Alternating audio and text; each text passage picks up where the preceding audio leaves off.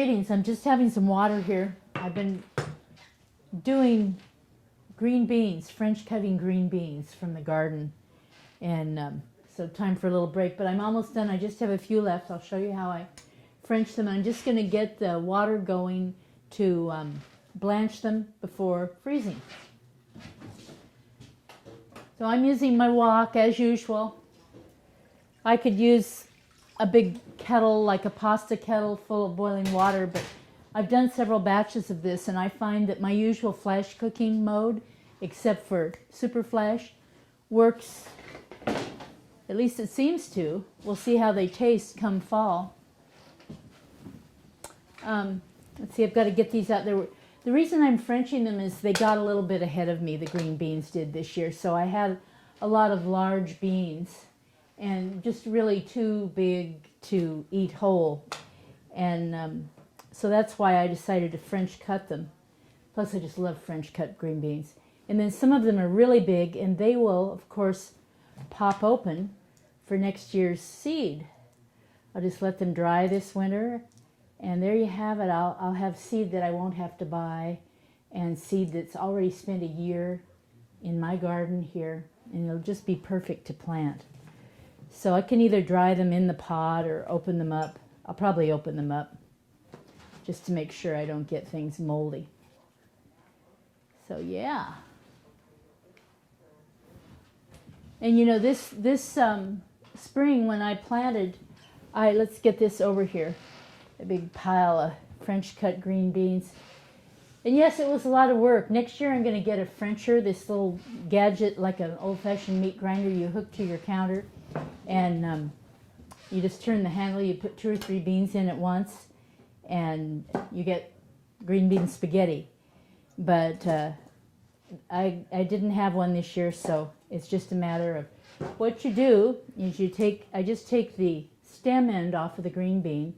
You can leave the tip, it's perfectly fine. And then cut your bean. If your bean is real curvy, like this one has a little bit of a curve, so I'm going to cut it. Let's just cut it into 3 pieces. And then you've got the seam edge of the green bean.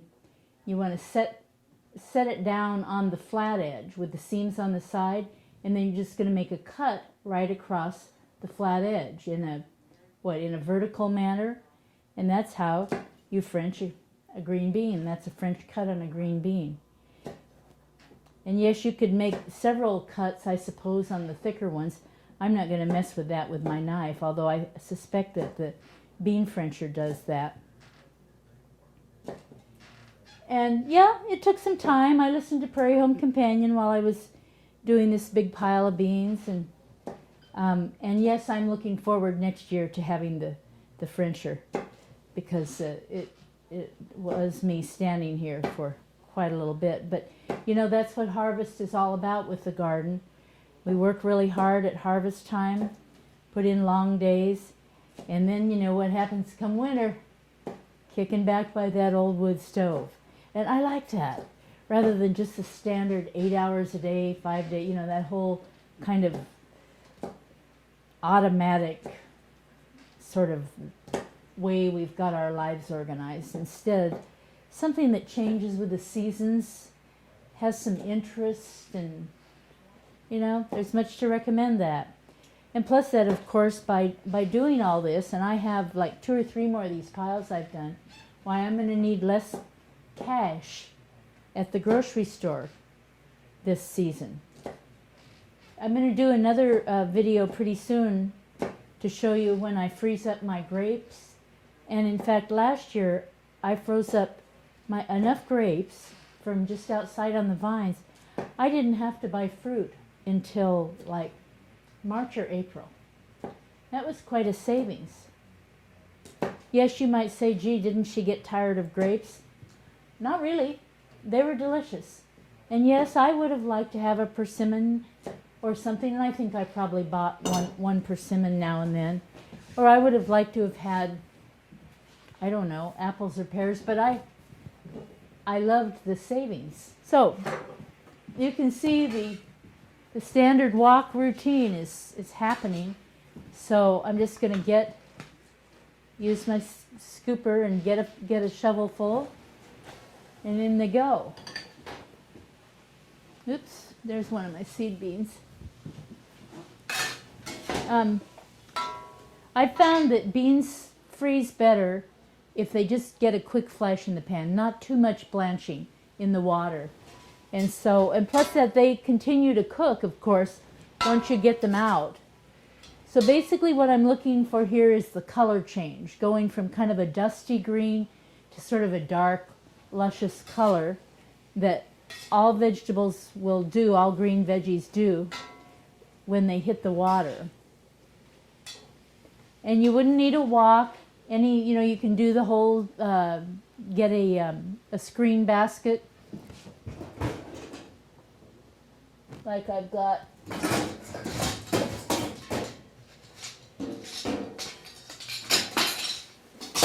Like one of these baskets, and has the handle, in it goes, you put your beans in there and let it stay for a moment